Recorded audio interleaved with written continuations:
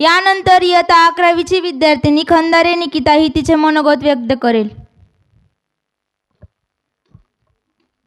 उजाडली आज प्रजासत्ताक दिनाची मंगलमय प्रभात. उजाडली आज प्रजासत्ताक दिनाची मंगलमय प्रभात. देशप्रेम देशभक्ती संसारल्या चराचरात. देशभक्ती देशप्रेम संसारल्या चराचरात. भारत मातेला करुणी वंदने करते मी माझ्या भाषणाला सुरुवात. उत्सव तीन रंगांचा आभाळ आज सजला. उत्सव तीन रंगांचा आभाळ आज सजला. नतमस्तक मी त्या सर्वांना ज्यांनी भारत देश घडवला. नमस्कार मित्रांनो, माझे नाव निकिता.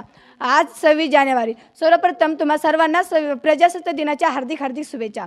आज 26 जानेवारी हा दिवस आपण प्रजासत्ताक दिन म्हणून साजरा करतो आणि मोठ्या उत्साहाने तो थाटात माटात साजरा करतो. तो आपला राष्ट्रीय सण मानला जातो आणि तो आपल्यासाठी अभिमानाचा, शौर्याचा, अनेक प्रकरणाचा दिवस असतो. खऱ्या अर्थाने मित्रांनो, आपला भारत देश 15 ऑगस्ट 1947 रोजी स्वतंत्र झाला, पण तेव्हा सर्वांना समान हक्क मिळाले नाहीत व संविधान नव्हते. मग 26 जानेवारी 1950 रोजी डॉक्टर बाबासाहेब आंबेडकर यांनी ते संविधान अंमलात आणले व सर्वांना समान हक्क मिळवून दिले.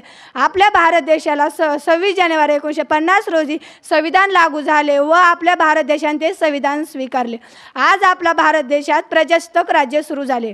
आज म्हणजे 26 जानेवारी या दिवशी आपल्या भारत देशात प्रजासत्ताक राज्य सुरू झाले. म्हणूनच गुलामगिरी संपली, झाले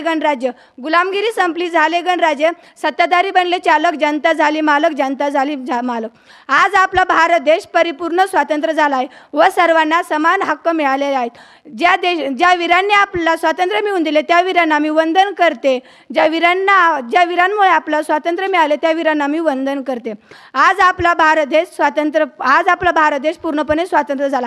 हे स्वातंत्र्य मिळवण्यासाठी अनेक वीरांनी देशासाठी बलिदान दिले व आपलं स्वातंत्र्य उभा करून दिले. म्हणून जे देशासाठी लढले ते अमर हुतात्मे झाले.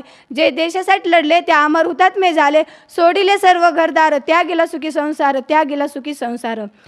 जाता मी एवढंच म्हणते, आन देश की शान देश की, हम इस देश के संतान है. 3 रंगों से रंगा तिरंगा, हम सबकी पहचान है. धन्यवाद. थँक्स निकिता.